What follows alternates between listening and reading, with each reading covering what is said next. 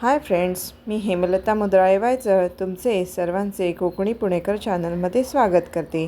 आज आपण खरवस पाहणार आहोत। त्यासाठी आपण इथे साहित्य घेतलं आहे। अर्धा लिटर चिकाचं दूध घेतलं आहे, त्याच्यानंतर अर्धा लिटर म्हैशीचं दूध घेतलं आहे। आता इथे आपण इडली पात्रात पाणी गरम करायला ठेवत आहे। हाय फ्लेमवर हे पाणी उकळायला ठेवायचं। त्याच्यानंतर आपण इथे साखर घेणार आहोत। आपल्याकडे अर्धा लिटर चिकाचं दूध आणि अर्धा लिटर म्हैशीचं दूध असं 1 लिटर दूध झालेलं आहे। त्याच्यामध्ये आपण साखर घालून घेणार आहोत। तर आपण इथे पाव किलो साखर याच्यामध्ये वापरणार आहोत। तुम्हाला जसं गोड लागतं त्या प्रमाणात तुम्ही साखरेचं प्रमाण कमी जास्त करू शकता। मी इथे पाव किलो साखर घातलेली आहे।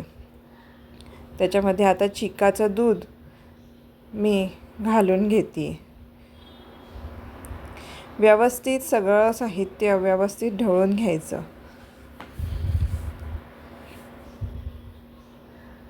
आता आपण त्याच्यामध्ये वेलचीची पूड घालून घेणार आहोत। वेलचीची पूड ढवळून घ्यायची आणि आपण जायफळ किसून घ्यायचं। जायफळाने त्याला वेगळा स्वाद येतो, खूप छान चवीला लागतो हा खरवस। आता बघा पाण्याला उकळ आली आहे। तर आपण हे साहित्य एकत्र केल्यानंतर आपण हा टोप आहे तो आतमध्ये ठेवणार आहोत पाण्यामध्ये। पाणी गरम असल्यामुळे आपण पक्कडच्या सहाय्याने आपण हा टोप आतमध्ये ठेवून घेणार आहोत।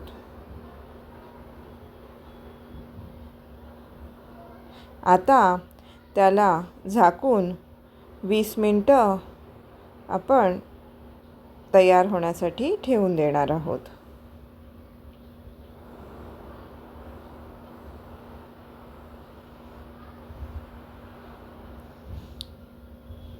गॅसची फ्लेम आपण लो टू मीडियम ठेवून घेणार आहोत।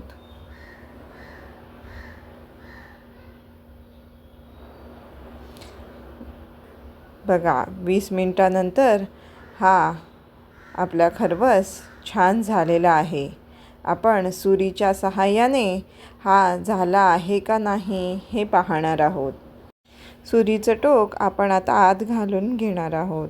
बघा आता ते किती स्वच्छ निघतं आहे, म्हणजे हा आपला खरवस रेडी आहे। बघा अशा प्रकारे आपण हे कापून सर्व करणार आहोत।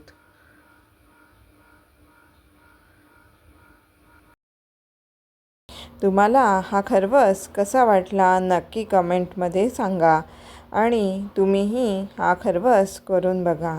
माझ्या चॅनलला सबस्क्राईब केलं नसेल तर नक्की करा आणि अशाच नवनवीन रेसिपींसाठी व्हिडिओ पाहत राहा।